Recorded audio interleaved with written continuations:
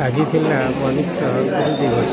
ପିଲାମାନେ ସକାଳୁ ସକାଳୁ ଆସି ସାଜସଜ୍ଜାରେ ବ୍ୟସ୍ତ ଏବଂ ନିଜ ନିଜର ପ୍ରସ୍ତୁତି ଅନୁସାରେ ସେମାନେ ଫୁଲ ଚନ୍ଦନ ନେଇ ଗୁରୁଙ୍କ ପାଶରେ ଆସି ପହଞ୍ଚିଗଲେ ଏବଂ ସମସ୍ତ ଶିକ୍ଷକଙ୍କୁ ଶିକ୍ଷୟିତ୍ରୀମାନଙ୍କୁ ଫୁଲ ଚନ୍ଦନ ଦେଇ ସ୍ୱାଗତ କଲେ।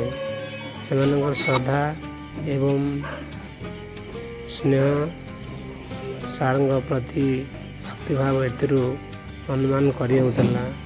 ଏହି ପବିତ୍ର ଗୁରୁ ଦିବସରେ ସେମାନଙ୍କ ମନରେ ଥିଲା ଗୋଟେ ଉଚ୍ଚ ଅଭିଳାଷ ଇଚ୍ଛା, ଯାହାକି ଗୁରୁଙ୍କ ଠାରୁ ସେମାନେ ପ୍ରାପ୍ତ କରିବାର ଗୋଟେ ମନୋନିବେଶ କରିଥିଲେ। ସମସ୍ତଙ୍କୁ ଫୁଲ ଚନ୍ଦନ ଦେଇ ସ୍ୱାଗତ କଲା ପରେ ଅତ୍ୟନ୍ତ ଖୁସିରେ ସେମାନେ ନିଜ ନିଜ ଆସନରେ ବସିଲେ ଏବଂ ତାପରେ ଆମର ସଭା କାର୍ଯ୍ୟ ଆରମ୍ଭ ହେଲା।